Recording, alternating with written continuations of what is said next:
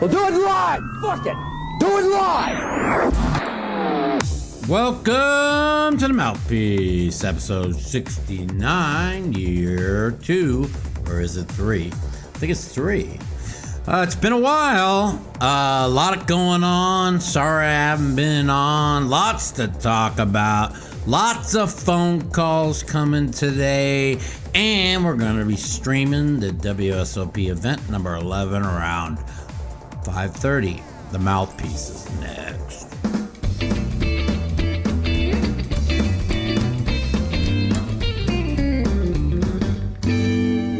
What up? What up?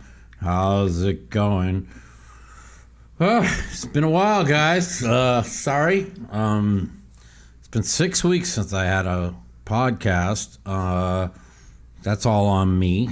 I've been really kind of struggling a little bit with not just pain wise, but physically and mentally. And since we were last on, my beloved cat Flash got sick, and he got diagnosed with cancer of the spleen.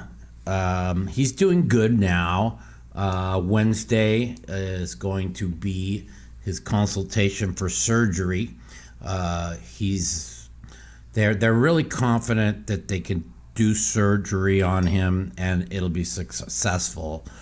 They don't usually do surgery on cats that are almost 20 years old, but my boy's got good blood. He's got a lot of energy, and they feel confident about it. So since he's got sick, I kind of, since he's my best friend and my, just pretty much my world, I kind of shut down a little bit, and I didn't want to get online, didn't want to do podcasts, didn't want to really do much of anything. And, all I've done is kind of just take care of him. We started giving him sub-Q fluids every day to help him with his kidney numbers that were elevated. And when his kidney numbers got elevated, they were real worried about not being able to do surgery because it looked like he had early stage kidney failure. As it turned out, his kidney numbers were elevated because of his blood pressure being high. So I started giving him blood pressure medication and giving him the sub-Q fluids, and now his blood pressure is perfect. His kidney numbers are perfect, almost. So they feel very comfortable about doing the surgery. So I will keep you all up to date what's going on with that, and hopefully you guys keep flashing my prayers for you guys. Let's see what else is going on since we were last on. Phil Hellmuth beat the living shit out of Daniel in the last 2 matches to win all 3 of the challenge. I think it's a wake-up call for Daniel to, in the future, to not go out and try and destroy Phil's legacy and say how bad he is at poker. And it ain't because he just won, because the first one he got real lucky. He didn't play well. The second one he played kind of reckless, but he played aggressive. And the third one he kind of dominated. And he kind of exposed the GTO people. Let's see what Phil has. He has 18 combinations of ace-queen and 16 combinations of king-queen and 16 combinations. So I guess I must be beat. Or I have to call here. Well, when you got a Phil Hellmuth that plays completely unorthodox, you could throw that all out the window. Congratulations to Phil for winning that. I thought Daniel played well. But I don't want to. I just don't want to hear it from people that want to say Phil ran like God and Phil ran so much better. Anybody who watched match number 3 knows that Phil completely dominated the match. And if you haven't seen it yet, go to Poker Go, check it out. And you'll see it was, I mean, the only reason why Daniel even got back in the match was he won Kings against Kings. And then he also won the King 3 versus Ace Queen that he ripped in against Phil. Other than that, Phil wouldn't give him a chip. Thought he played great, you know. You got to give it to Phil. I mean, he played really good the last match. Pretty good the second match. And, you know, I don't want to, you know, just, I really love Daniel. I don't want to bash him or anything, but the truth of the matter is, he was like, well, I won 24 blinds per 100 in the first match and 20 blinds per 100 in the second match, and I'm dominating this. Well, what does it fucking mean? You lost, you know, and you didn't lose because you got unlucky. You lost because you got outplayed. And so, you know, Danny's a good guy. I was fucking with him with a tweet 2 days ago. You know, I was just trying to be a smart ass and joke, and he got all mad at me, and so I took the tweet down about Phil mashing his face, and it was basically kind of a joke. I felt really bad about it because, you know, you guys can say what you want about Daniel. We're good friends. He's I believe he's a good person and a good man, a good-hearted person, and you know, yeah, he gets angry a lot, and he does his own spiel, but you know, it is what it is. So, for all you guys haven't tuned in a while, and you want to play my home game's going okay. We just got our 1-year anniversary of our online home game, and we've been streaming a lot, so the games have been pretty good. If you want to play my home game, email mouthpoker@yahoo.com, mouthpoker@yahoo.com, and you'll get instructions how to play in my 1-2 no limit and my 1-2 PLO. We play every day. We also run a $100 rake-free tournament every Sunday night at 7 p.m. That's tonight. So if any of you guys want to play in my home game, $100 rake-free tournament, email mouthpoker@yahoo.com. Let's see what else is going on. The poker world, we had a big WPT 3,500 and a 10 million guarantee win event last week. I played in neither one of them. So many people wanted me to play, and I just decided against it. I was really struggling with pain in my knee. And this guy's probably asking, well, what do you mean pain in your knee? Well, all of a sudden I've developed really bad nerve pain in my knee and down my leg into my foot. Now, you guys know I've had the leg and foot problems, but the knee pain feels like somebody stabbing me in the knee, and it's really hard for me to walk on many a days. So I didn't want to just, and then it was a 6 days long, 12-hour days. I'll do that during the World Series of Poker because it's so much fun playing the mixed game events and being around people you've known for so long, and so you know, it's I decided against it, and I felt pretty good about it. So you know, that's going on there. My no limit hold'em game's been pretty good. I haven't done very well in the last 6 weeks, but I'm actually up a pretty good amount of money, even though I've lost four out of 7 weeks after only losing 1 week in 7 months. I knew how good I was running, so it doesn't shock me that this has happened. Out of the 4 losing weeks I've taken, 2 weeks I played horrible. Last week I did something I haven't done in at least 11 years, which is tilt off any chips. I tilted off. Bro, your phone is going off like you hear it vibrate. Yeah, I got it on vibrate. Put it just like in your pocket or something, because What? the microphone can hear it. Oh, well, sorry. It's Phil Hellmuth blowing up my phone is what it is. Well, he should call in then. Yeah, well, he's talking about, like, all the money Ryan Feldman won in our home game, and I'm just like, let the guy win, dude. I mean, he beats whatever. It's just, I think Phil's just jealous that fucking Ryan wins all the money. So let's see, what was I just talking about before you interrupted me? How good your no limit game is. Oh, so my no limit game is pretty good. So last week I lost 26,000. I tilted off 10 of it. I'm not gonna lie. I got like 16K loser in a session, and it was just the way I lost. I 4-bet aces to 4,000. I get called. The flop comes deuce 7-8.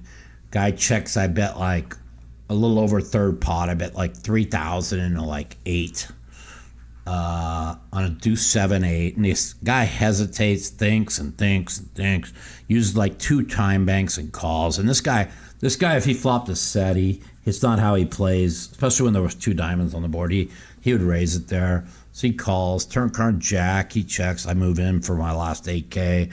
He calls and has pocket jacks. So I lose like a 28K pot there. And that was coming off the heels of when I was 12K deep and I made it 4,000 to go pre-flop. And there was like 2 other people in the pot. So there was 10 in the pot. I had 8 back. And with aces again, it came 8, 9, 10, the worst flop ever, but it is a 4-bet pot, so I'm not really that worried about that as much on that flop. And I just moved in my last 8K, and again, he had pocket 9s. So, I got one hand where they were getting 2 to 1 on their money, 8.5 to 1 dog to flop a set, hit it. Another hand, I was getting, what was that? Again, they were not even getting 2 to 1 on their money, and again they hit a set. So after those 2 hands, I decided to tilt off a little bit. And the very next hand, I was on the about 2 hands later, I'm on the button ace 4 diamonds. This is the hand I tilted off. Now I don't tilt that. I'm telling you, I don't remember the last time I tilted. I mean, there's times I just play bad and I'm off my game, but not like tilted. So I raise at ace 4 diamonds, flop comes 7-7. I get re-raised to like 750. I call because I'm tilted. Flop comes 7-7-5, 2 hearts and a diamond. Guy bets like, I don't know, like 1,200, not 1,100. I call. Like a worst call ever.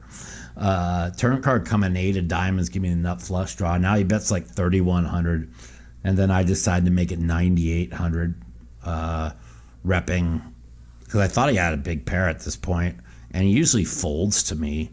But I guess the fact that I had lost like all those pots in a row, he then just rips 20,000 more, and I have to fold. And he showed aces, which is such a bad play because if I have anything, he's just dead. So I tilted off 9,400 that pot, and that was pretty much a third of what I lost last week. So whatever. Poker, I went since we last been on. I went to Texas.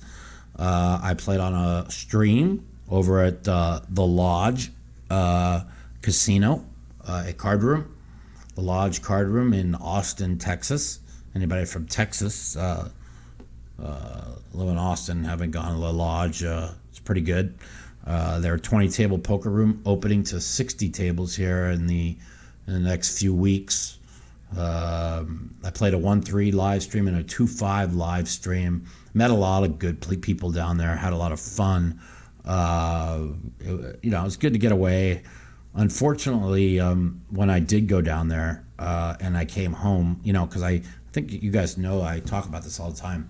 When I travel on an airplane, the pressure, the pressure from the pressurizing the cabin and going up and going down, it has a real bad effect on my spinal cord injury. So it inflames the area that I have. And then when I first got there, it wasn't a problem. But when I landed and came home, I was like bedridden for 5 days in like horrifying pain.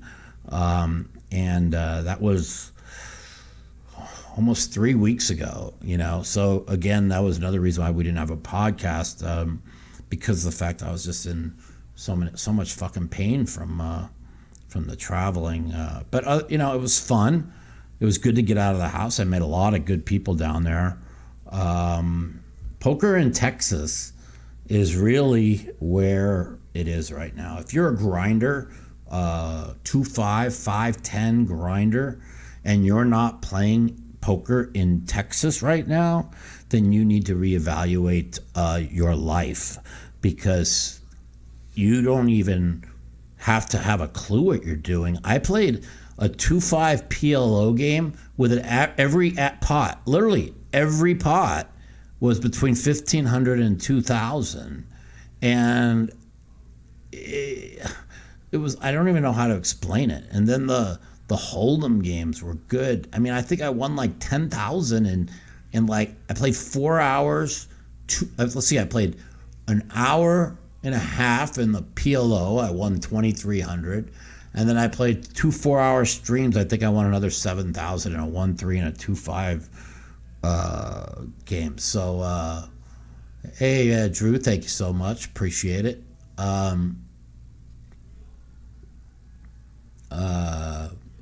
And so,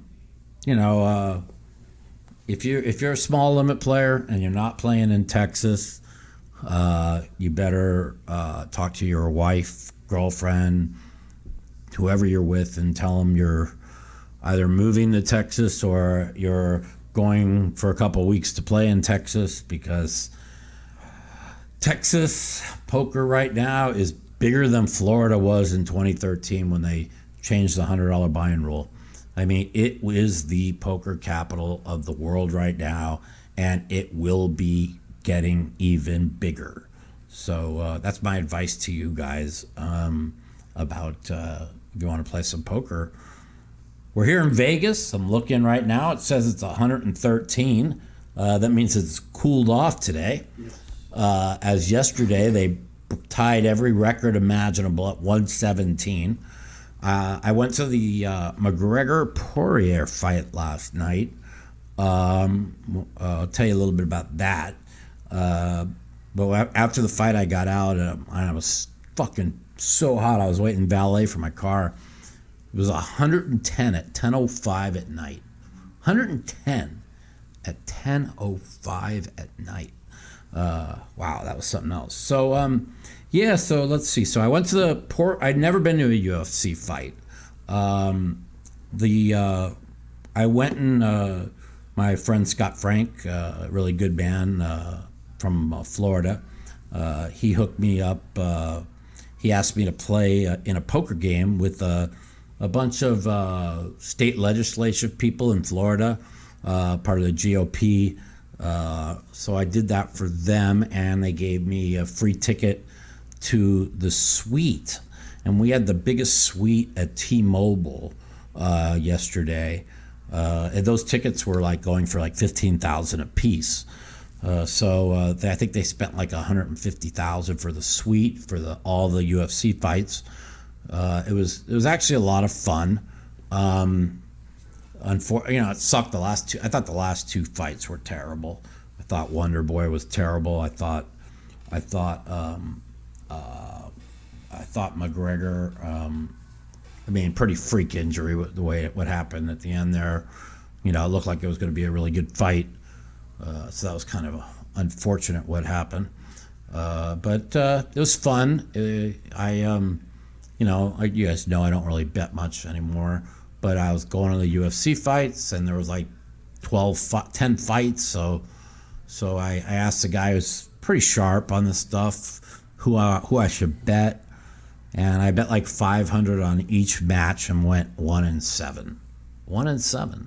Do you guys understand that I could literally have shot darts and done better than 1-7? So, the free ticket ended up costing me like $3,000. And Phil was at the fight. He paid $32.50 for his ticket. So, and I told him he was crazy paying $32.50 for his ticket, but I paid $3,000 for mine, as it turns out, because I'm an idiot. So that's what happened there yesterday. Were you there when Trump walked in? I was there when Trump walked in. I actually What was the reaction? Phil just actually sent me the video. He was sitting right in front of where here. I'll send you guys the video. I don't know if you guys could see it, but he just sent me the video. He's yeah. Let me see here. How was the reaction in the stadium?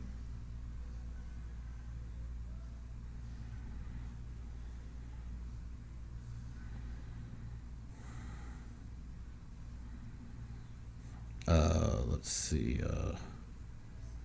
Where's that video he sent me? Let me, or maybe he sent it here. Let's see. I'll give you guys the video from the fight last night. No, I can't find it. Where the fuck is it? I mean, he sent it to me. Oh, it's up here, I guess.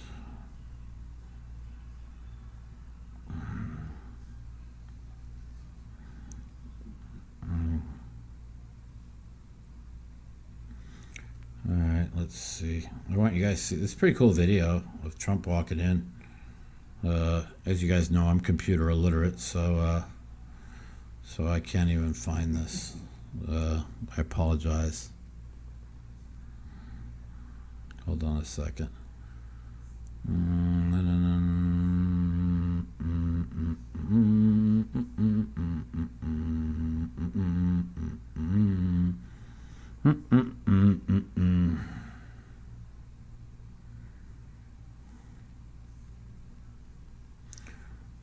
Hang on a second, guys.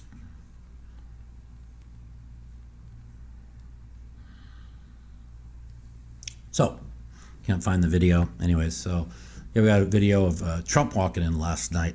And as normal, the fake news and ESPN and all them shied away from it because the crowd erupted and was chanting USA, USA. And, you know, no matter what people think about Trump, this guy is beloved by so many people. You don't have to like his politics. You don't have to like him. I don't. As a person, I'm not a big fan of him. You know, but I did think he did a lot of good things for the country, and I think Biden and the Democrats are truly not Democrat people. Like, I have lots of Democrat and liberal friends, but the Democrat leadership, I just think they're evil, man. I really do. I think they're fucking evil. I think they will say and do anything for votes. They start all the race wars every 2 and 4 years to get people riled up to go out and vote, and it's just disgusting what they do.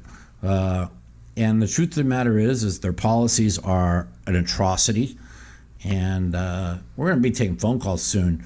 And I'd like to hear one person who is on the left, that's a Democrat, literally call into my show and tell me one fucking policy, one, that the Democrats have that is good for this country. I'm sure you could find one.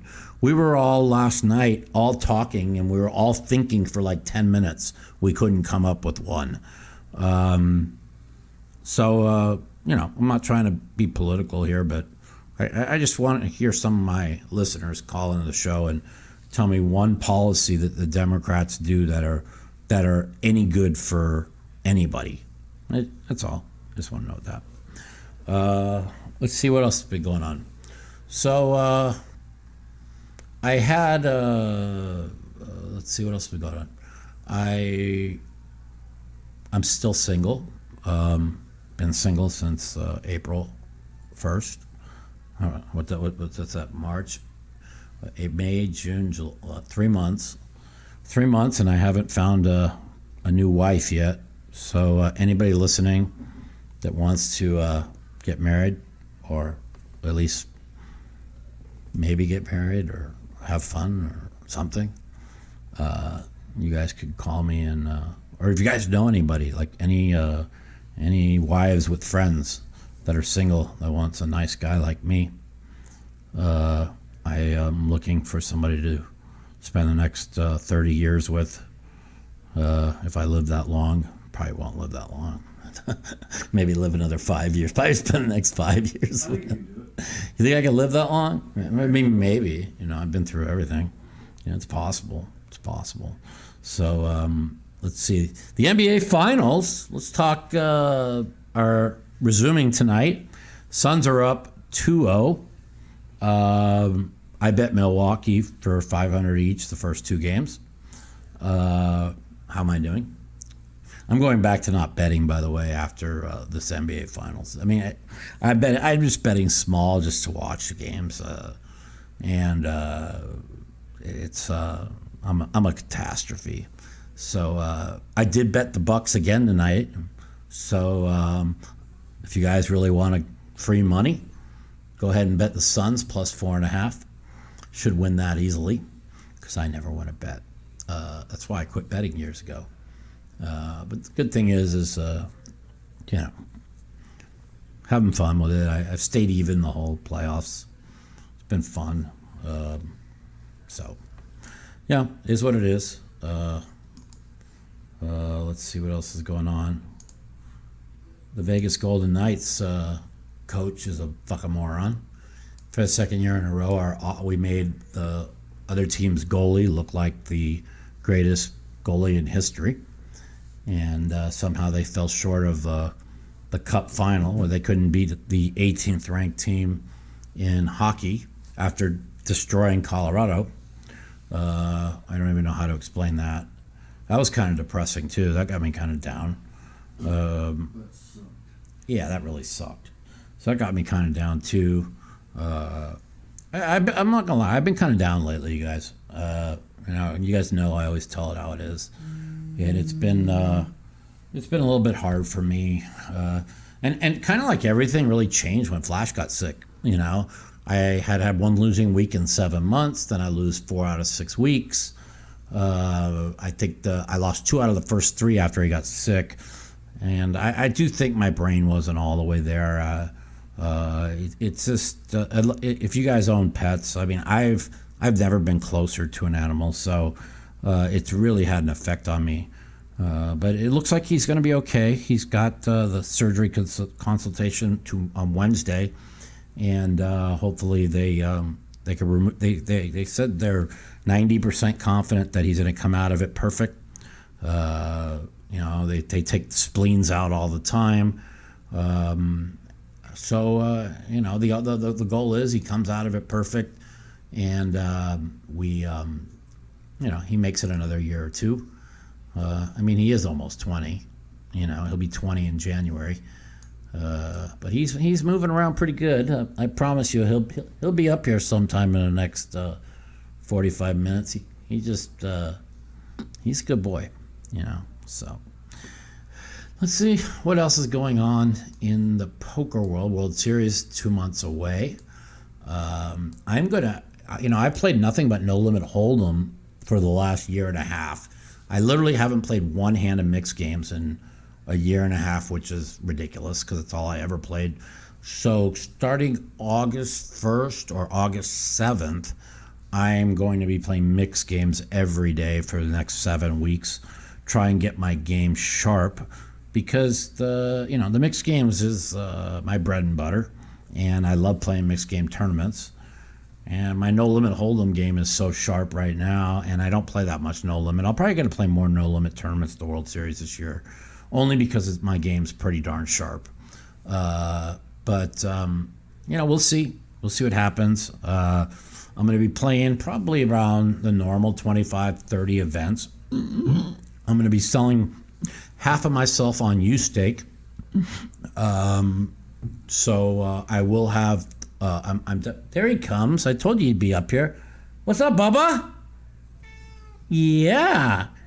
Come here. You're the star, my little cancer boy. Come here. Come here, Bubba. Oh, see, boy. Here he is, my little star, my 19-year-old cancer patient. He's a good boy. He's healthy, though. He's going to be fine. You going to be fine? He's a good boy? Everybody say hi to everybody. Well, you want to say hi to everybody. You want to be the star. Here you go, Bubba. He's a good boy. Flash is a good boy. What, Bubba? What? You want to talk to everyone? Hi. I told you he'd be up here. He likes being famous. He loves everybody. He likes being the star. Are you the star? Flashy. Come here, Bubba. What you doing? Say hi to everybody. Look at this. Look at that face. Look at that face. I was telling everybody that you got cancer and you had me all depressed for all these weeks. But now you're doing good and you're going to get surgery and you're going to be a good boy. Here you go, Bubba. So, anyways, I can't help it. I just love that cat so much. He's just amazing. What's going on? You want to come back up over here? Come here, Bubba. Yeah, Bubba's his nickname. He likes going by that. So, let's see.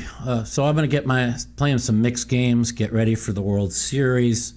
Hopefully I'll get really sharp and I think I got a feeling we're going to win a bracelet this year. I might do it tonight. What the heck? I am going to be streaming this $400 no limit deep stack, but since it's deep stack with 50K in chips, I am going to, instead of 4:30 start, I'm probably going to start at 5:30, and I think I get like 75 big blinds at 5:30 or something like that. I'm you guys know I'm not a big tournament. I'm good at tournaments, but I'm not gonna lie, I fucking hate them. I hate them. You got hour after hour after hour after hour after hour, and if you get knocked out, you make nothing. The surgery is going to cost between $5,000 and $10,000. I don't know exactly how much, but I'd spend every quarter I own on this little guy. He's just he's a special cat. He's truly one of a kind.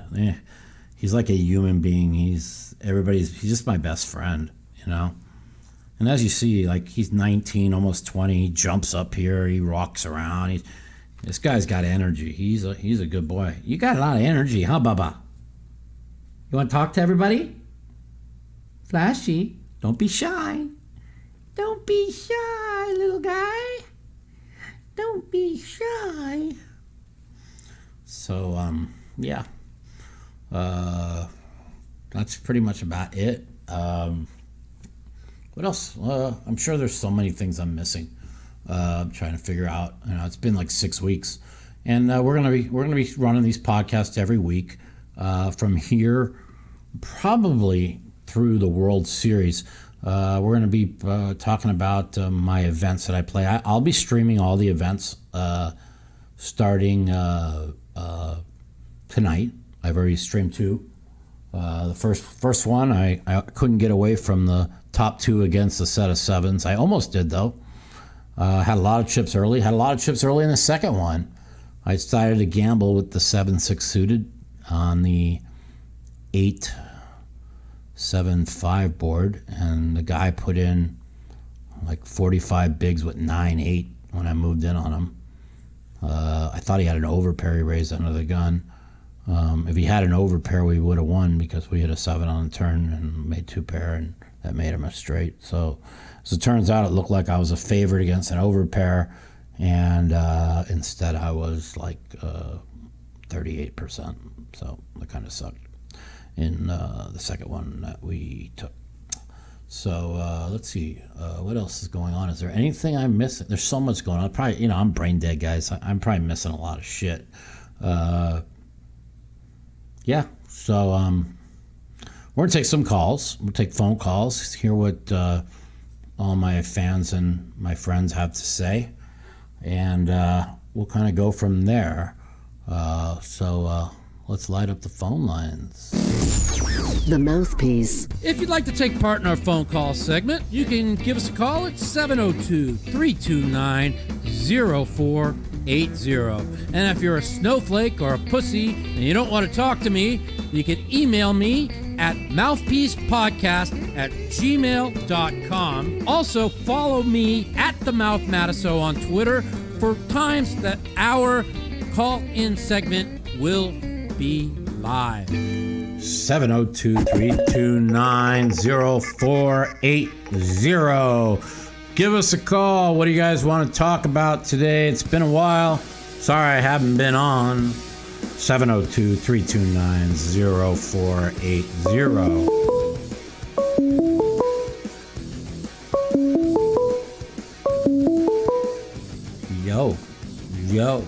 Yo. Welcome to the Mouthpiece. This is Mike. What's going on? Hey, Mikey. This What's is Shane up? from Baltimore. Thanks so much for taking my call. Yeah, you got it, man. How's it going? Pretty good. So, what I wanted to talk to you about was, and how are you, by the way? I'm okay. You know, like I said, I was, you know, mental. I talk about it a lot of times on the show about, you know, when I struggle with my mental and I get down, I get depressed real easy. So when I get down and depressed, when you guys don't see a podcast going or you don't see me around much or tweeting much, it's usually I'm depressed about something. I think I finally got myself out of it, so I'm feeling pretty good today. Can't complain.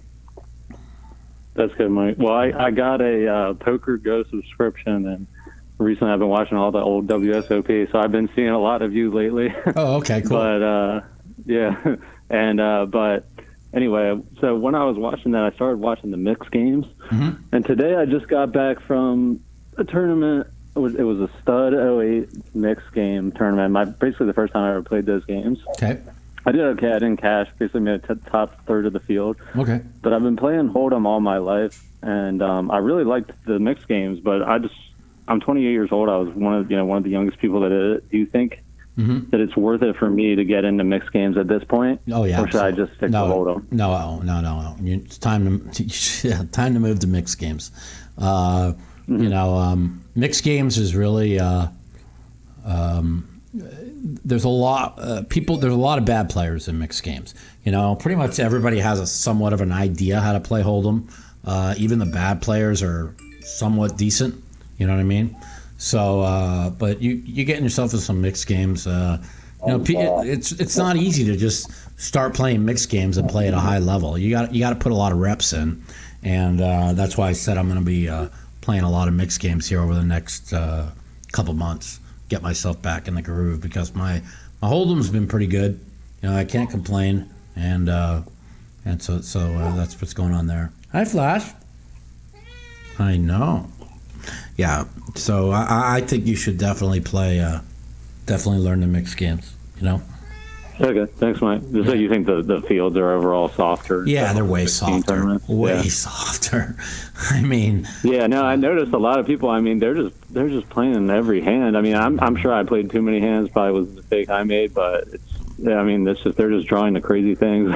I mean, going into this year... as a beginner, I know that they shouldn't be doing that. What's funny is going into this year, I cashed 23 of 56 WSOP events with 6 final tables, and that's what me basically not even putting in any reps. You know, I was talking to Phil yesterday. I'm like, you know, I got to play some mixed games there for the next 6 weeks, and he's like, come on, Mike. He goes, once you're good at mixed games, it's like riding a bike. He goes, it's not like Hold'em where, you know, Hold'em to play at a real high level. You got to play every day. You got to have a good feel. You just got to know where you're at. So, you know, to be good at Hold'em, you just got to play every day, you know, but Mick, I think he's right. Like, you know, mixed games, it's kind of like riding a bike, but I'm going to still put in the reps. You know, I'm financially doing pretty good right now. So I'm, you know, I'm ready to really have a good World Series and, you know, hopefully make a little bit of a score and never look back. You know, I'm just about out of debt, so things are going well. Can't complain, you know. All right, that's good to hear, Mike. Thanks for taking my call. You're welcome, my Hope man. you win a bracelet at the World Series. Looking forward to hopefully you do those vlogs where you're riding around the Rio on those bikes. Yeah, those are good. Oh yeah, we'll be doing those every day. We'll be doing those every day. The good news is it won't be like 120 degrees outside, so I'll be doing them when I arrive, and I'll have like 2 coats on probably, because but I'm glad that it's not during the summer. I can't stand the World Series during the summer. So it used to not be during the fields summer. might be a little bit bigger. The only thing that will hold back be international travel, probably not open all the way. But no, it'll be open all the way. Some huge fields. Come on, man, that's 2.5 months from now. How's it not going to be open all the way? I mean, the only people that are keeping things closed are the commie fucking far left. They want to just keep all the power, but. I don't know why they're worried about people being vaccinated or not vaccinated. If you're vaccinated, you're not going to get sick. If they want to go out and get fucking COVID and die, that's their prerogative. I don't know where the governments get to say what you can and can't do. It's kind of stupid. I understand. Yeah. All right. Thanks, Mike. Have a good one. You got it, my man. Yeah, it's Danielle. So Danielle Anderson is coming over.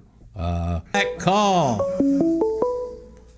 Let Danielle Anderson in here with her kid. What's up? How's it going, kiddo? Hold on one second. Yeah. Welcome to the Mouthpiece. This is Mike. Hey, Mike. How you doing today? I'm doing good. I just got a guest walk in. Come on. Say hi to everybody. There she is. Hey, what's going on? YouTube Live. I love to see it. Danielle Anderson just walked in. And what's your son's name again? Easton. What's going on with you today? Not too much. Just played a nice round of golf, and now watching your live. And I do have a couple questions for you, because I noticed that we were getting into the conversation of politics here. Yeah. And do you genuinely think that Trump will be reinstated sometime in the month of August, or do you think that's a crap? No, that's a far right crackpot bullshit. I don't even listen to that shit. People that talk like that, I don't even deal with. No, Trump is no longer going to ever be the president. So what do you think? Do you think that we're just going to be living in this Trump America, or not Trump, but this Biden America for the next 4 years? Well, I don't know if Biden's going to be around for 4 years. I think she's going to probably take over. He can't put 2 sentences together, but it is what it is. You know what I mean? I really don't care. I'm looking at that. It's nothing more than elder abuse at this point. It's elder abuse, but it is what it is. Well, I can't say that because it wasn't scripted, and I can't talk anymore. Yeah, exactly. That's exactly how it is. So, yeah. So what else is going on, man? Nothing. I do have a question. I'm watching the live for the first time. Is that you behind you in the World Poker Tour? No, that's fucking Phil Hellmuth dressed with a baby bottle, because we stole that poster from a roast that he did where they were making fun of him, and then at the end of the thing they asked, anybody want anything, and my boy Danny grabbed the poster because it just fits Phil so well, so we can't help it. We had to do that, and we rearranged the podcast office here.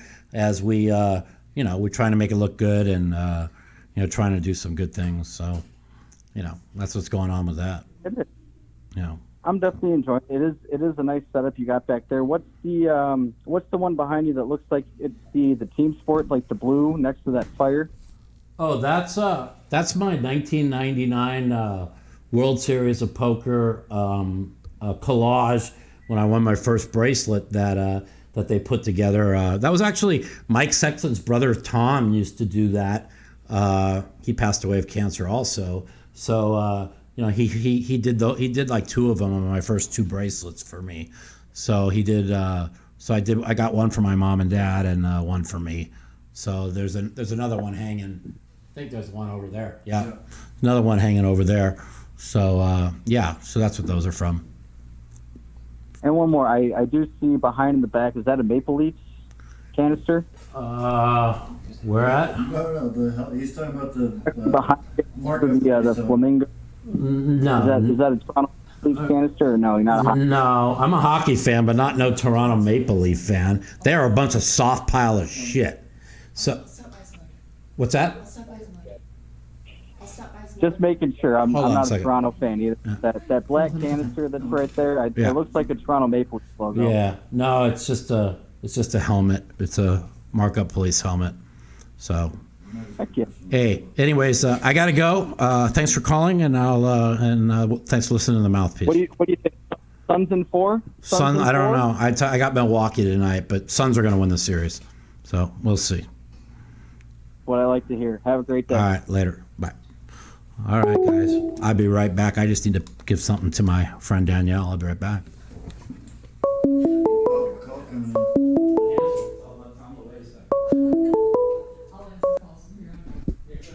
Welcome to the Mouthpiece. This is not Mike, but he will be right back. Cool. And Mike's had, again, a great show tonight. I'm glad that he's gotten out of the blues. This is Drew from the Woodlands. It's kind of weird to see Mike. I like he's back on top. I mean, he's going to UFC events and getting in $100,000 money seats or suites. He's putting $500 bets, and he don't give a crap anymore. It's the recovery of Mike. And I like to say that he's got 1,000% better, 1,000% better set than Danny DeGrano. I mean, Danny DeGrano's got more money than Davy Crockett, and his set looks like crap. I mean, I don't know. He's in his living room. He's in his toilet. I don't know where he's at. The sound stinks. The camera's like 420p. That's all I gotta say. When's Mike getting back? It's a great stream. It really doesn't take much effort, but we appreciate you noticing. It's really weird. I mean, the guy's so rich, he don't give a crap about his visuals. But he does have that awesome chair, doesn't he? Where he can lay down. You got like a neck brace. And he can lose $1.7 million to showing his GTO skills to Doug Polk.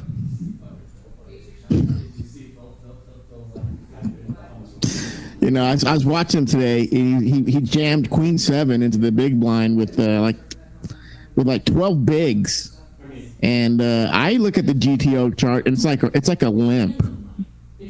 But at the very least, a raise fold. It's not a jam. It's not a jam, so I don't know what chart he's looking at. I mean, we all got the same charts. It's not hard to look them up. They're all solved, right? And I got to point out that Ben CB himself, Mr. GTO. Sorry, Drew. I had to leave you solo there for a second. Mikey will be here in just a minute. He's going to want to hear all the shit that you just said. I'm back.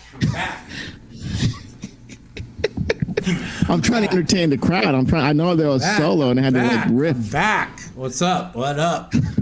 Hey, what's up? I was just riffing on some stuff. I'm really glad that you're back. You know, you really are back.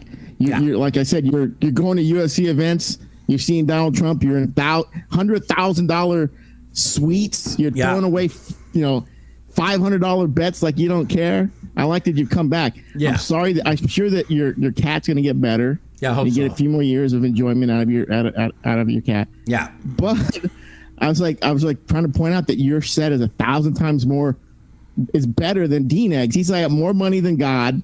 He's got like a 40p camera. He's got like a crappy microphone. He's got shitty lighting. I don't know if he's doing his bathroom or what's echoing all the time. But he does have an awesome chair where he can lose $1.7 million to Doug Polk and say how much he knows about GTO. I mean, I was watching him today on the GD poker thing or whatever. He jams Queen 7 suited into the big blind, and we're doing big blind ante here, even though he had like 400,000. And I look at all the charts. We all see the charts. He told I have access to it. Hold on. Wait a minute. It's a limp or raise fold. Hold on. You don't jam it. Hold on. Let me read to you the text he sent me earlier because he was third in chips, and so he wasn't third in chips. To start the day, there was $2 million stacks. He had 400,000. Okay. So no, but he started the day third in chips. He had 12 big blinds. So here. Hold on. Will you let me just read the text back? Sure. Okay. Airs in an hour. I'm third in chips at the starting the final table. Okay, good luck. I think today's your day. I wish you the best. 3:29. That was an hour and 10 minutes ago. Are you still in? Give me some good news. Nah, the whole thing was over in 90 minutes. Everyone's short except Jake, but he's doing good in the next one. Jammed 13 big blinds from the small blind with Queen 7 of spades against the big blind. Totally standard hand. No. Okay. It's now, an option. You can. This is what I was just texted. Okay. So, the truth of the matter is, and I'm going to say it because I give people credit. Daniel is one of the top 5 card readers I ever played with. I had never seen somebody who knows what other people have. Like I'm like that, and Helmut's like that, and I'm sure there's a lot of newbies that are like that. But from what I can remember, but from just back in the day, he was top 5 card readers, and now he's so wrapped around fucking blockers and solvers and GTO and IC. I mean, he talks like these kids do now. I mean, I'm just like, really? You're going to talk about your ICM here and your range? I like to point out that before he did the ICM punt that he just did, he just described to you, that's what he did. Mm-hmm. He said, ICM, SMICM, why are you guys folding around here? Because it's a big blind ante, and they can wait to get good cards, Daniel. That's why you could limp or raise fold Queen 7 13 big blinds with short stacks and 2 big stacks. I don't know nothing about GT. I've never ran a solver in my life. Yet all I do is keep winning. And I just can't see. When I got knocked out of the main event of the World Series 2019, I had 14 and a half bigs. I had ace-7 off on the button, and I shipped it. And I was so mad at myself. That is a raise fold at all times. And I knew it. Big blind ante, Mikey. Big blind ante. They changed the rules, and that's just so you can sit around and fuck around and twiddle your pecker till you get some good cards. I talked to Dario. Dario told me the exact same thing. It's a raise fold, right? That's with 14 bigs with ace-7. So how in the fuck with 13 bigs is Queen 7 a shove? I disagree with it. It's even better. It's even better, Mikey, because like 2 hands after that, another guy was ultra short stack. He shoved with an ace. Yeah, he had a shorter stack. He doubled up, and he laddered up because he waited for an ace. Because you're 6-handed, and ace is 6-handed is like so powerful, brah. It's not even has GTO. It's 6-handed ace simple. Shove, right? He got called by 9-6 by the chip leader. He doubled up and he laddered up. Yeah, but not everybody's rich as Mikey. I mean, as Daniel. Yeah, he's so rich. Here's the thing: is like, again, me and him we're good now. We got in a big fight 2 days ago because I made a funny tweet. And I was trying to do that tweet. Yeah, I was trying to be funny when he was talking about how bad he was running, and I was just like, well, maybe if you respected Phil a little bit and didn't bash him after he mashed your face in, and I wrote LOL, you know what I'm saying? But I was just, he took I was not trying to knock Daniel. I was just trying to be my normal smart ass self. But we're good now. He accepted my apology, and he knows that that a lot of times I say things. Sometimes I say things and it comes out wrong, but no, I do mean that. Like if you look back, at Daniel's career, right? When was things good for Daniel? When were things bad for Daniel? Things got bad for Daniel when he was bashing Annie Duke nonstop on social media, calling her every name under the sun.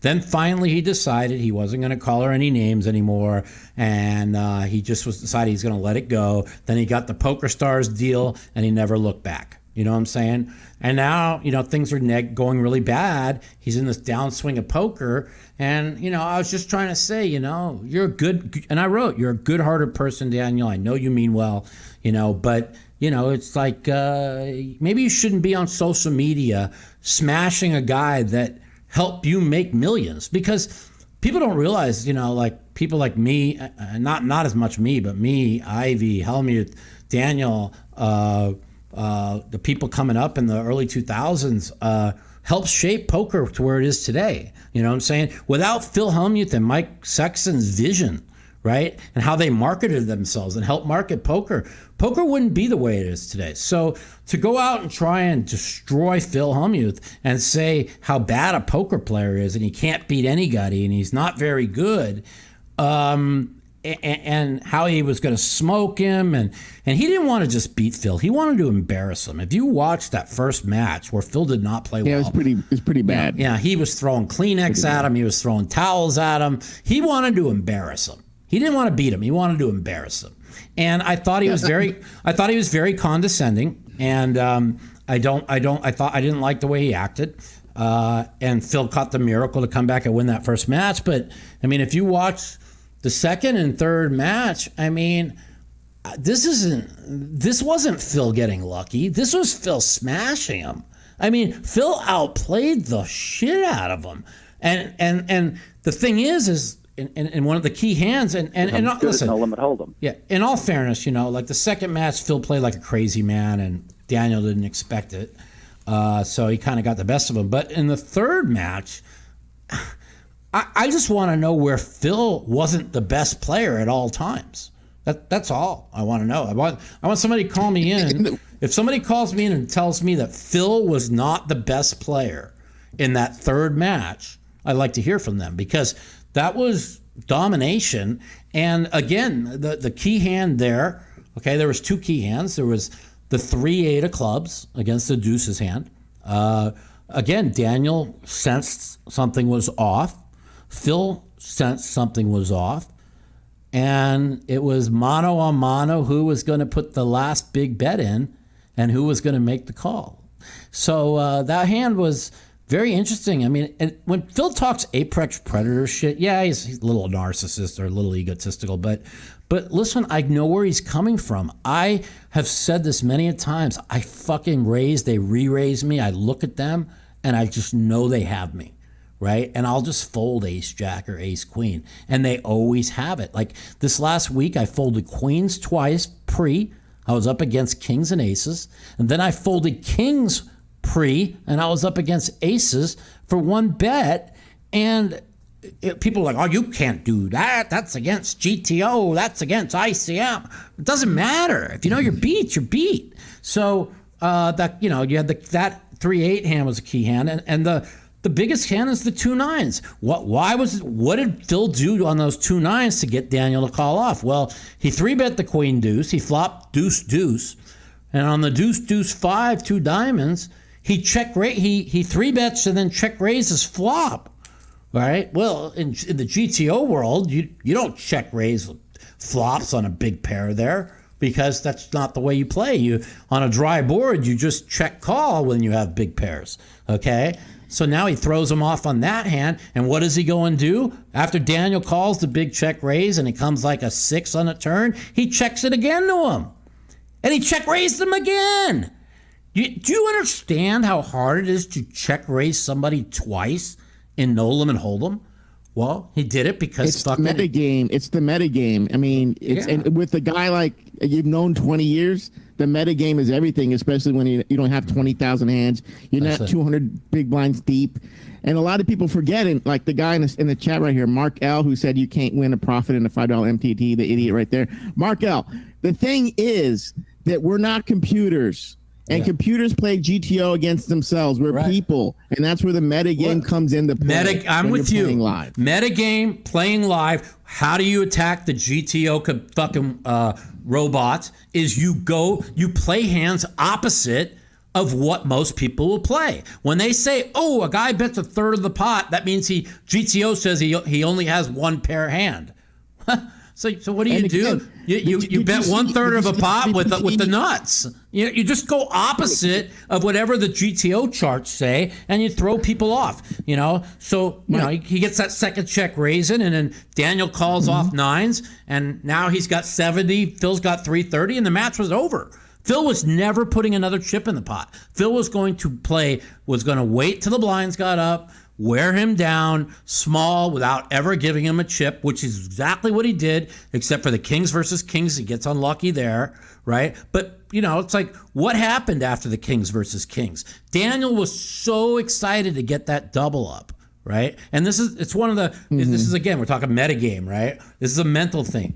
And everybody in poker knows it. When somebody wins a big pot, if they come in raising the next hand, they got a big hand, because most of the time they're basking in winning that pot and they're not really paying attention to what's going on. So once he won that big pot, and Phil told me this, he said, I just fucking just re-raised them the next 6 hands because Daniel was so happy to double up, and then Phil ends up stealing like 6 of the next 7 pots, and then he flops. Then he won like 3 more. Next thing you know, he won 10 out of 11, and he had the chip lead back. But what did Phil do? He attacked Daniel, his mental game after winning the Kings versus Kings. He came after him real hard on the next 6 pots and took control back of the match. And so people that Markel, I got something to say.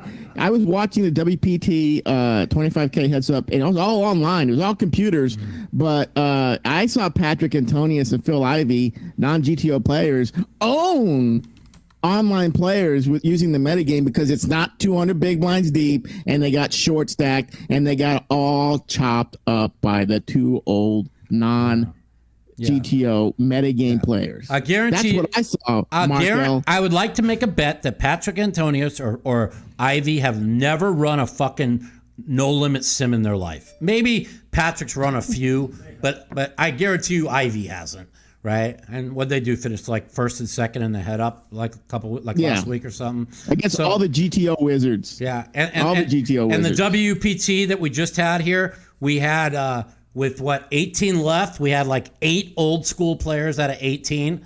I guarantee you, Scotty Wynn or the Grinder or Kathy Liebert have never run a fucking sim in their life about GTO or tournament plays. So even if what these solver GTO guys say are correct, I'm just saying, even if they are, okay, the best players in the world, let's just say they are, I don't think they are, but let's say they are, it would take years to decipher between them and a Phil Hellmuth or a Phil Ivey or me or Nick Schulman or John Monet or David Oppenheim. I mean, it'd take years, okay? Because there's the difference is so small. It's like this much, and it would take so many years to decide that. So when you see these people winning, go on these rushes, you watch Bonomo like 3 years ago win every tournament. Now this Ali Ismarov winning every tournament. I mean, it goes in cycles. It just does. It's just whoever gets the cards is going to win, and you got to play good, and you got to make good folds, and that's pretty much what it is, man. So yeah, I like to know Patrick. Remember when Patrick Antonius won the $1 million one drop, and he had a piece of himself, and there's this one guy. He goes off to Asia and the King's Poker thing.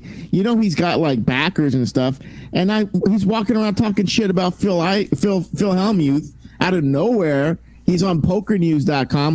Not Patrick Antonius. Before. Who are you talking about? Not Patrick. He did a final table deal, and he got $30 million in one pop. You're talking about Antonio Esfandieri, not Patrick Antonius. You're talking about Antonio. Oh no, okay, Antonio Esfandieri, but this new guy, he goes over there and makes it. He got hot in one tournament that he doesn't have 100% of himself, so he feels free that he got to come out after Phil won and shit all over him. Yeah, like I know what poker is. Yeah, no. I mean, it's like, what's his problem? I mean, you're an asshole. They're all assholes. They don't respect who came before them. We're the only gamer profession where all the people that come before, they don't respect the people that paved the way for them to make money, and I think it's disgraceful. And kind of sounds like the United States today. Did you see what the Georgetown graduates had to say on the 4th of July about the United States? Yeah. Oh, it's the worst place in the world. It's a gulag. We're a racist. We elected a black president 2 times in a row, but we're systematically racist. They're using that they just do whatever they can to motivate the black people to come out to vote. They lie to them. They cheat to them. They don't give a fuck about them. All they care about is power. and they're disgusting human beings. I don't even want to talk about it. Yeah. Anyways, I gotta go. I got some other calls, and I got to stream tonight. So cool. You got it, my man. Take care, later. Later. Yeah. So that was a good call. That's Drew. That's our boy Drew. Yeah.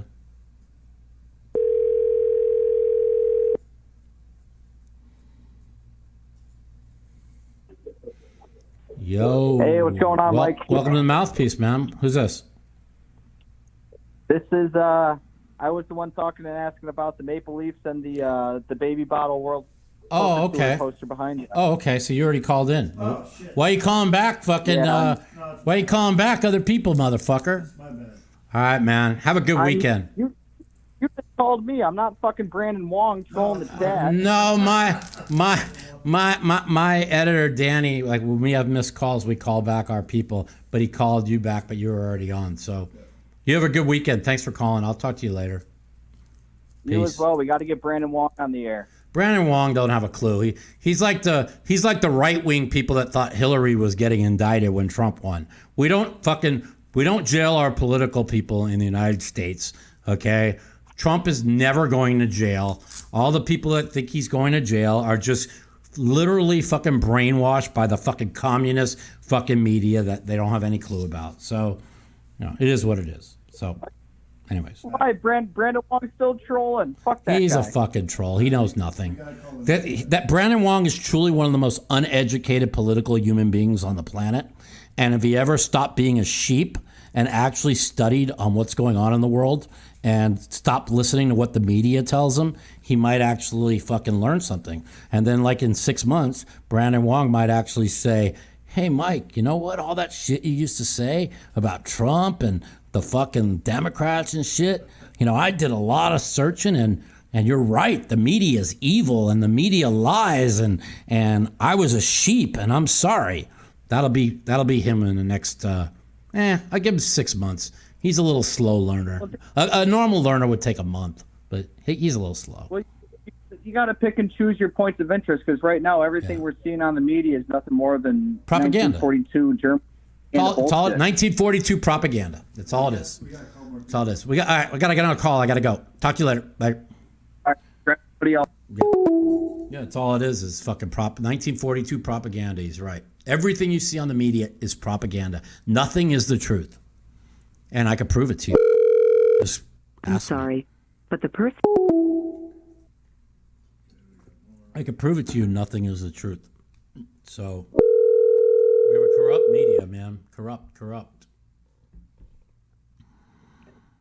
Hey, Mike. What's up, man? Welcome to the Mouthpiece. What's going on? Hey, this is Steve in New Orleans. Hey, Steve. How you doing? I'll try to check in and watch you whenever I can. Hope you're doing good. I am. I had a question. Outside of Phil, who we kind of know you're fairly close with, yeah. Who else from the old timers, quote unquote old timers, are you still pretty tight with? So I'm, because of, since my injury, it's very hard for me to go out and play poker full time. So I don't, in the last 6 years, I just haven't played much. I play online mostly. And I just, I struggled for a while to get back on my feet. So I'm really not that close with that many people. I mean, Billy Baxter, I'm pretty close with, Phil and Daniel, and that's probably it. I mean, that I talk to on a regular basis. Like I talk to Phil probably for an hour a day, 4 days a week. I talk to Daniel. We text probably 2 hours a week, maybe tops. So I just, I was playing. I was pretty acquaintances with Eli Lezra for a while, but he plays every day, and I haven't really played much with him. Not really many. You know what I'm saying? It's if you're not playing full time, you're not out in the casino. You're not really hanging around. But there's a lot of new people I hang around. A guy who plays on our game, Marcus Gonzalez. He's a good guy. He finished second in WPT here about a couple months ago. He's cool. There's lot of people in our online game that we play in that they come to town. We hang around. I'm pretty close with Ryan Feldman.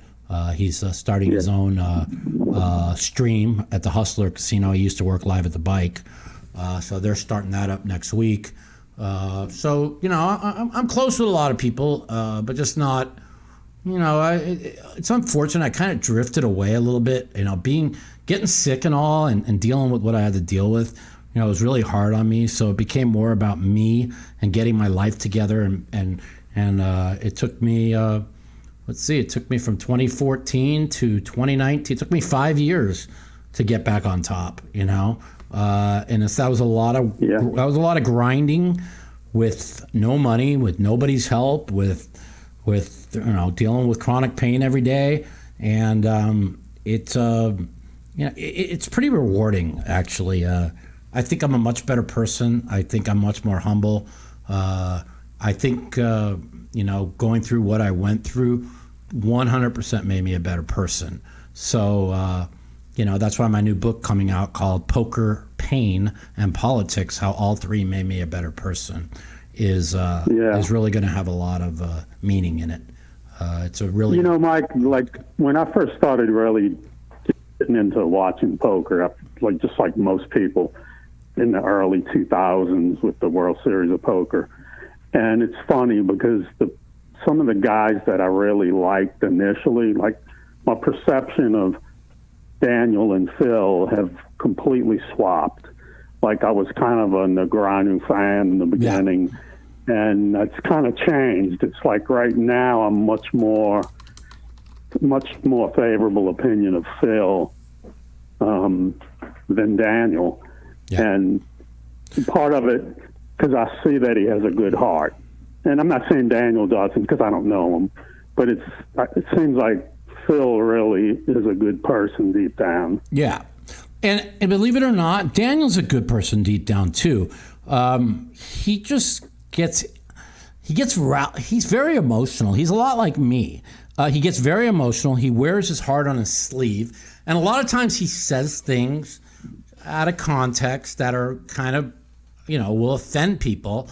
But I don't, I thought he took it too far against Phil, but listen, now that he's not involved with Poker Stars, where he had to be the goody two-shoe ambassador, GG Poker likes when he acts like and he acts up because, there's an old saying. It's publicity. The old saying, even Trump used to always say it, all publicity is good publicity. You know what I'm saying? That's right. And Trump took it to a whole new level. He's like, he was a jerk off half the time, and he just feels like if they're talking about you, that's good, win or lose. So I understand. Daniel might come across like that, and Daniel's very opinionated. Okay, and when he has an opinion,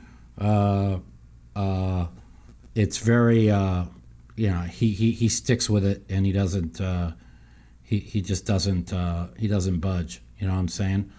So yeah, well, it seems like Phil has matured tremendously, and in my opinion, Daniel really hasn't.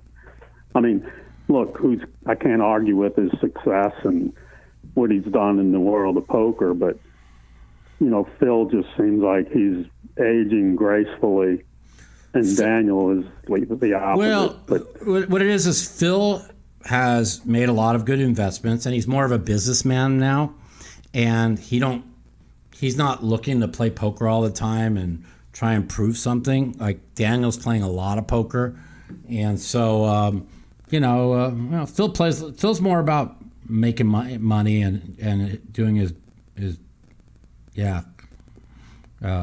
One last thing, then I'm going to let you go. When you were doing your vlog and you were going through the casino, and man, I was so nervous because it looks like you're going 50 miles an hour through there. Yeah. I'm sure you're going whatever. No, we weren't going that fast. That's my editor making it look that way. That's why he's yeah. So I was good. like, oh my God, he's going to run into somebody. No, yeah, the beauty of camera work is pretty special in 2020, 2021. Okay, thank you, Mike, and good luck to you. You're welcome, my friend. Take care. Bye. Bye. Later.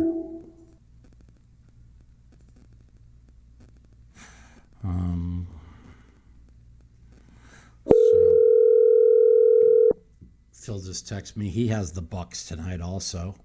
So we'll see what happens. Should be interesting. Hello. Well, hello. Welcome to the Mouthpiece. Is Mike. Hi, Mike. How you doing? You right? Yeah, I'm good, man. Who's this? My name's Mike. Hey, Mike. How you doing, bud? Not bad. I'm a bit upset. I'm from the UK. Oh, okay. And we just lost to soccer. Yeah, I kind of watched it, and I was gonna chime in on that at the beginning of the show. One day somebody will try and explain to me why two teams pour their heart out for 2 hours and they decide every championship on penalty kicks. It's the dumbest thing I've ever seen. I mean, even in so like the NHL, right? During the regular season, they go 3-on-3, 5-minute overtime, and then penalty shootout. But during the playoffs, they just they'll play 5-6 overtimes, whatever it takes for the team to win. And eventually someone's going to score because they're going to start getting tired, okay? But to sit there and decide these championships on penalty kicks is pretty bad. And the way they lost, I mean, the way they tied the game was just such a mistake. Oh, my God. Like, that was a complete breakdown. 60 years we've waited, and we can't win. I thought you were going to win, man. And every time it's penalties, we lose, Mike. Every time. I know. We lose in England, penalties are going to go out. And the funny thing is if you look at what Dave Portnoy tweeted out of Barstool Sports today, he tweeted out a tweet from 2013 somebody was talking about England loses again on penalty kicks. Nothing's changed. And so I'm not a big soccer fan, but I do like watching the World Cup and these Euro finals and the Olympics, and to just see that every one of these are decided on penalty kicks is just, I think it's criminal. It's terrible. It's terrible. I mean, this is the 2021, man. You play till somebody wins. So what? So they play another hour and a half. Like I said, last year they had an NHL game go to 2 minutes short of a record, 5 overtimes. Okay, that's an extra. Wow. It happens. But the thing is if they keep playing, eventually teams are going to get tired, make a mistake, and the best team's going to win.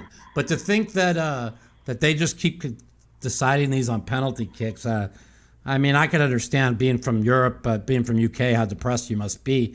It's unbelievable. I'll get over it because it's just unbelievable. I mean, I have a lot of friends that live in the UK that I talk to, and they were like all in on this game today, and I was I like literally almost bet 500 on England, and when they led 1-0 2 minutes in, I was really sick, because I really felt one goal was going to win this game. I really did. I thought this was whoever scored first was going to win. A little bit shocked that that tying goal they gave up was such a breakdown mentally. It's I don't know, soul destroying, as they say, Mike. Yeah, exactly. But the thing is, a lot of people in the world have a lot more things to worry about than a soccer game, and of course, it's because Mike, it's just happened a couple hours ago. Yeah, no, so listen. Like, you know what I mean? It's like, well. Listen, the way you feel right now is how I felt when the Golden Knights got knocked out of the NHL playoffs. I was like, how do we lose to Montreal, this team that had 18th in points against us, who had the number 1 point differential, and to lose to that team and not make the NHL finals? I was fucking it for like 2 days. I couldn't get it out of my system. So it's tough. It's tough to swallow. Yeah, it's just kind of like a poker tournament. Like if you're at the final table and you finish like third, or second, third, or fourth, and get knocked out. I mean, it takes you. I mean, it usually takes me like when I blow a tournament or don't win and I'm close. Sometimes it takes me 48 hours to get over. So I understand. Of course. I've seen so many of your. Well, I've seen all your matches, Mike. I mean, you've taken some hits. It's not easy, you know what I mean? Yeah, you gotta get back up and fight, man. Gotta get back up and fight another day. With a poker, Mike, I was going to say to you, it's weird because when you watch YouTube, you know what? Me and my friends, whoever I speak to, if you watch the comments on YouTube, it's the ones where you guys were in it. Those times was nice, was interesting. There was poker, there was emotion, there was You know well, that's the thing. It was more entertaining. Who wants to watch a bunch of people play fucking GTO like a computer? You know what I'm saying? Boring. It's boring crap, Mike. It's boring. No one wants. You go on YouTube. Do you know what? When Poker Go put their stuff on, like they've put in the last, I don't know if you noticed, but in the last 3 months, you've been on there about 4 or 5 times. Yeah. You know, with the Sheikh Khan, with other things. Yeah. I don't want to mention some of your bad beats. You should see how many million hits you get. Yeah, no.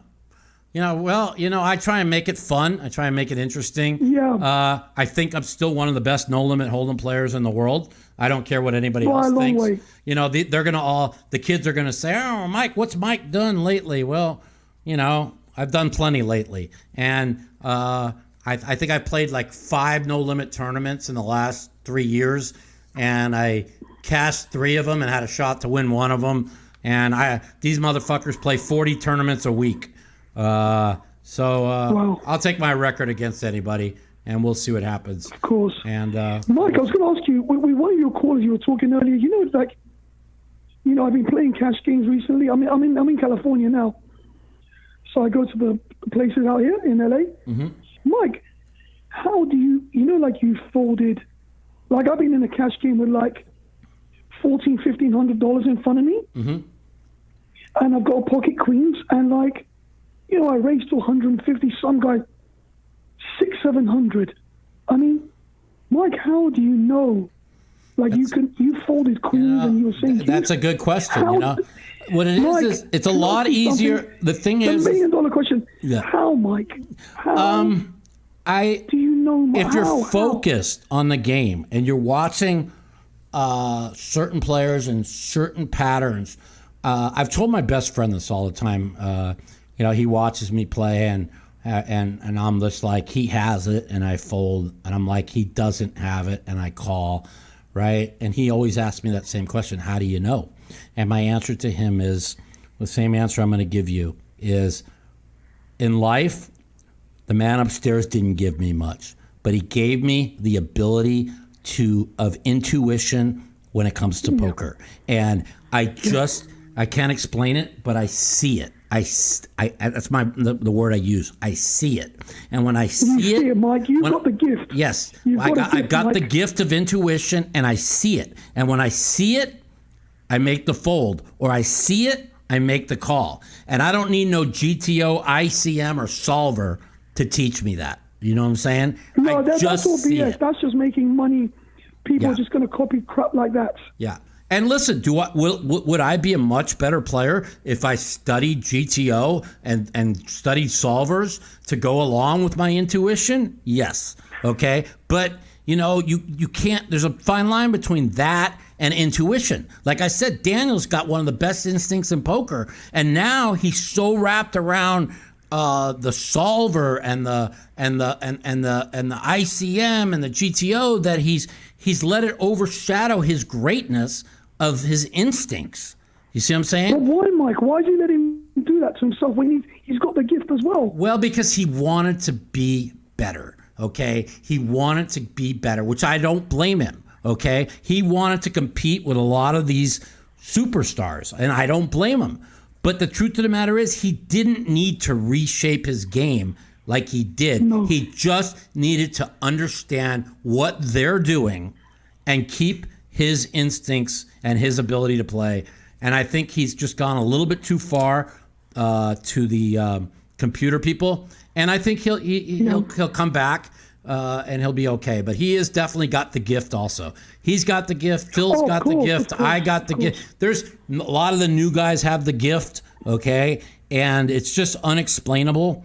I just can't tell you how I make some of these folds I make for like 1 or 2 big blinds. Just like you watch Phil raise, and Daniel re-raised at 2,800. And the way Daniel raised it, it's like Phil just said, I knew I was beat, right? And he folds ace jack suited, and Daniel had ace queen, right? But then when Daniel had the deuces, Phil felt that his intuition told him he was weak, and he 5-bet the 8-3. Okay, you don't 5-bet the 8-3 and fold for one bet with ace jack unless you know what the fuck you're doing. And if people are telling you differently, they're just idiots. Okay, again, Phil. How does Phil fucking raise king jack, fold to a re-raise, the guy has king queen, and then when he raises and Antonio shoves, he snap calls 44 big blinds with ace 10, and Antonio's dead. This is not luck. These are things that great players see. Again, I can't explain it. My answer to you is I see it. Okay, and when I see it, and I follow my instincts, I'm right 95% of the time. Now, this week, there was 2 times I saw it and I didn't follow my instincts. And one time I called and I saw it and I didn't follow my instinct. Another time I knew the guy was weak and I told myself to fucking raise the turn. And instead I called the turn and then I check fucking folded the river and he showed me a bluff. So just because I see it, which when I'm playing great, I am following what I see. When I struggle, and it happens a lot of times when I start running bad, because when you start running bad, you start doubting yourself. That's when I go against my instincts. But if I follow my instincts, and again, I'm not trying to be egotistical here, but if I'm following my instincts, I'll fucking play anybody in the fucking world, any fucking game. Oh, no, Mike, of course. I'm just not afraid, I can see, I see what you do. Watched you so many times. Yeah. And, it's just, there was one where you, even in the World Series years ago, you flopped you flopped the flush, Mike, but not the nuts. Yeah.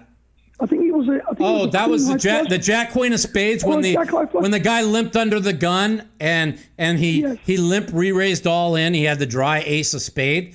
The thing is people will talk about that hand. Or how could you fold that? Whatever. Is that man had not played one hand for 3 hours, right? This guy was the tightest player at the table. So when he limp jams, he has the ace of spade 100% of the time. Okay, and he didn't know how to bet size. So like if he had a big hand, he was always over betting. So if I call, okay, he either has it. He has it and I'm dead, or I call and I'm only 40% for my whole entire main event. Okay, that's the thing people don't see. Okay, I mean I'm 30. What is it? If I call him, if he has it made, I'm dead, and if he doesn't, the guy's still 38% to beat me for my tournament. Okay, I'm sorry, but on day one, I don't want to be putting my money in 62% for my tournament. Not on day one. I'm just not doing it. I want to put my money in. Because Mike, a hand like that, honestly, out of 5,000 people, maybe 10 people will fold what you did. Yeah, and that's you top players probably. You know what I mean? Yeah, and the thing is about Nolan and Hold'em is it's not so much about making the big call as it is about making the big fold, because just like they said in Rounders, you can't lose what you don't put in the pot.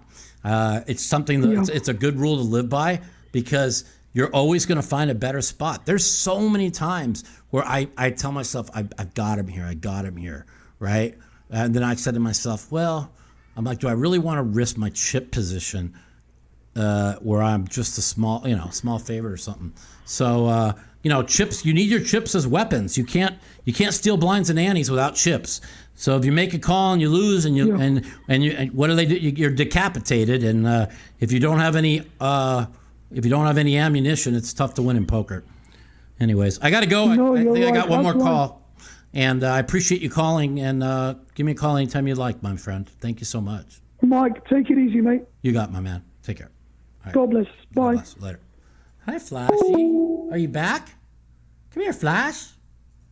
I think we got another call, and then we're gonna go to the live stream. Come here, Flashy. Hi, Baba. Come on, Baba. Hello. What's going on? Welcome to the Mouthpiece. It's Mike. Hey, the only question I kind of wanted to ask you, I'm not really sure. I feel like I've heard you talk about crypto in the past, but are you like super familiar? Like, do you own cryptocurrency? I'm not very familiar with the crypto. Okay. I did I get offered a little bit of a deal, same one that Phil just got offered with this Bitcoin Latinium. Perfect. Latinium, yeah. But I don't know much about crypto. My best friend's really good in crypto. He's got a lot of money in crypto. And now, Okay, because there are a lot of kind of scams. So when I first heard of Phil's like Bitcoin Platinum or whatever, I was kind of concerned about that. Like, well, I'm very concerned about it. And Phil, my best friend's very concerned about it. And 2 other people are very concerned about it.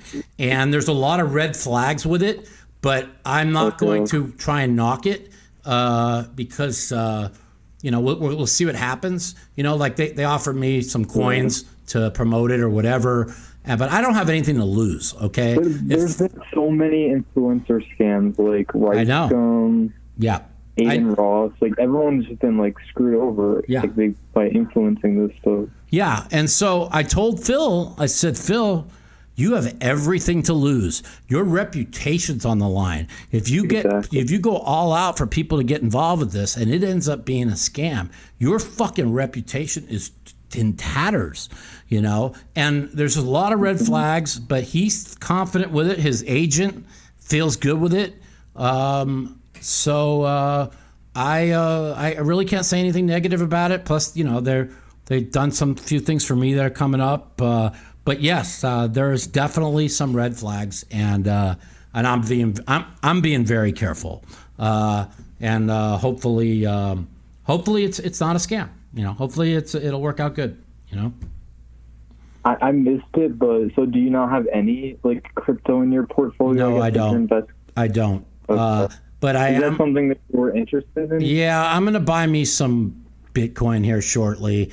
I think that I knew when it was 60. I knew when it was like 65,000. I told my friend to get out. I said this way overpriced. I thought it was going to go down to about 25 or 30, and it was like 32 yesterday. I think if you get in a Bitcoin at 30K, I don't believe you could lose. I believe it's either going to go up. I don't believe it's going to go to zero. You hear people say, "Oh, Bitcoin, it's a scam. It's going to go to zero." I don't believe that. I believe Bitcoin is going to be good. I think if you buy it at 30, I think you're going to be fine. Now, the reason why I don't have Bitcoin is I had $10,000 worth of Bitcoin at $27 a coin in 2013, and I was opening a company with the Mizrachi called Get Lucky Poker, and we were going to fund it on Bitcoin. And I got harassed so bad on Twitter, and they threatened my life. They called it a Ponzi scheme. You stole everyone's money with full tilt, which I didn't even own a piece of.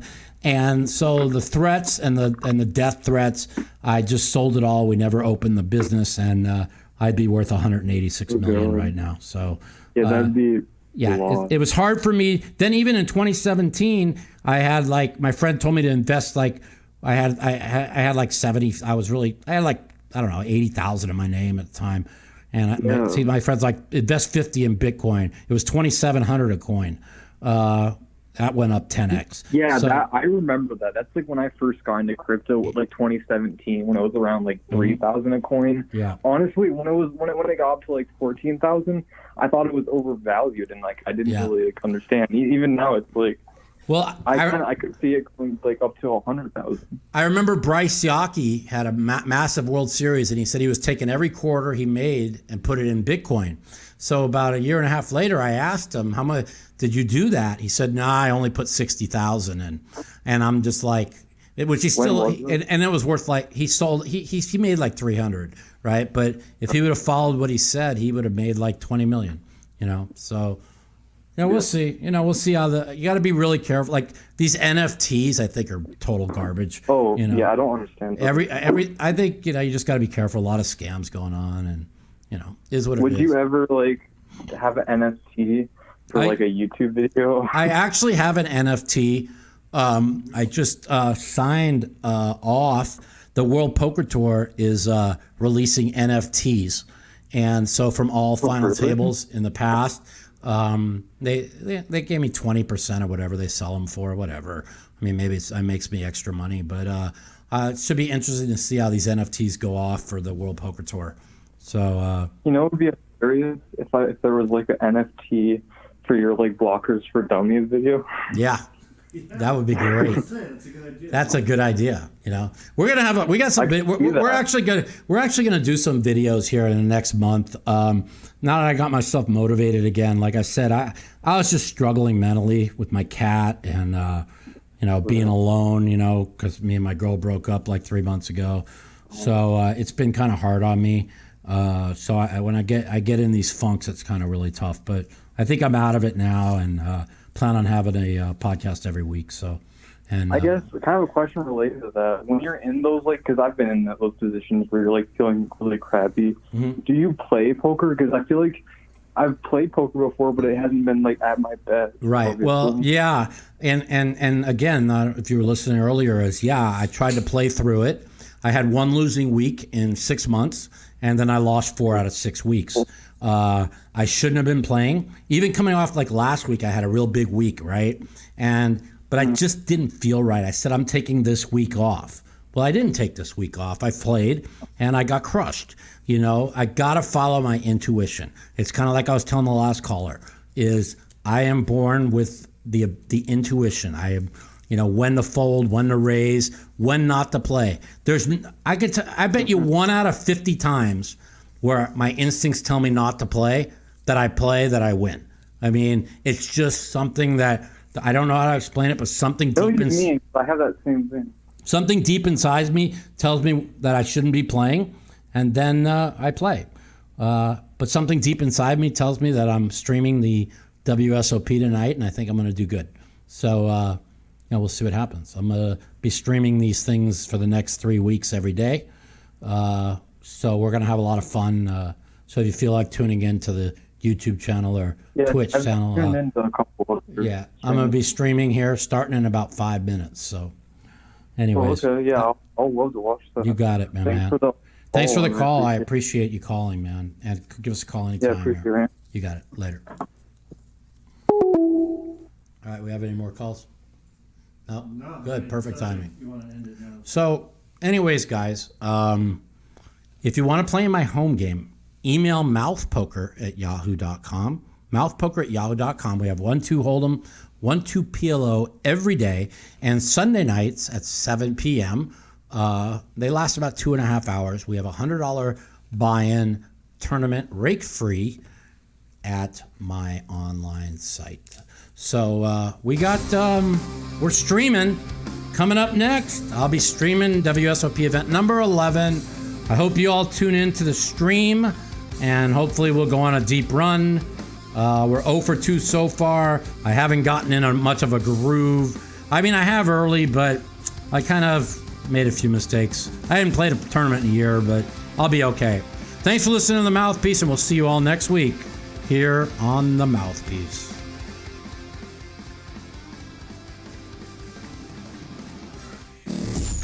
The Mouthpiece.